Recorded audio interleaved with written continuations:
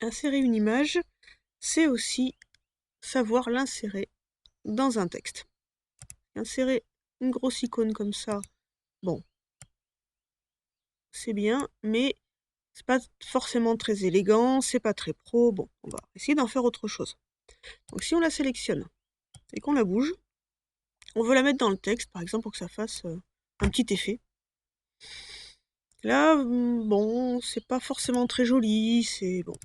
On veut mieux ou on veut au moins savoir gérer ce qu'on appelle la disposition de l'image. Donc là, quand on fait un petit clic gauche dessus, vous voyez, on a un menu qui arrive là, les options de mise en page. On fait un petit clic dessus, clic gauche, et là on voit les différentes options d'habillage. D'accord? Donc si vous laissez le curseur dessus, vous avez le nom de l'habillage qui apparaît. Rapproché, au travers, etc. Donc ça définit le comportement du texte vis-à-vis de l'image. Donc si on met celui-là, le texte va être au carré tout autour de l'image, vous voyez. Si on met celui-là, ça va être rapproché. Donc là, ça se voit pas trop, mais si l'image était plus ronde, on verrait le texte tout autour arrondi. Au travers, bon bah là on voit rien, parce que l'image n'est pas transparente, c'est pas intéressant. En haut et en bas, donc là c'est ce qu'on avait tout à l'heure par défaut.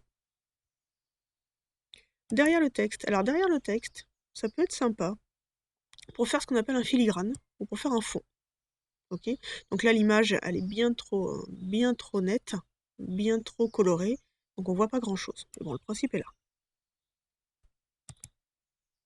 Et sinon on a la même chose avec devant le texte. Donc je suis forcément devant le texte. Alors l'avantage de ça, c'est que vous bougez l'image comme vous voulez. Le texte ne bouge plus en fonction de l'image. Donc ça c'est pas mal si vous voulez mettre une image là par exemple. Juste à côté d'une liste à puces. Ok. Par contre si vous voulez que ça se décale automatiquement et faire un truc un peu joli, bah là c'est plus possible.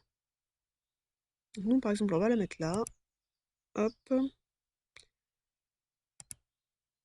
Et là c'est pas mal, vous voyez. Ça fait comme une lettrine, donc comme une grande lettre. Ça peut être pas mal. Hop, là on décale un tout petit peu. Why not?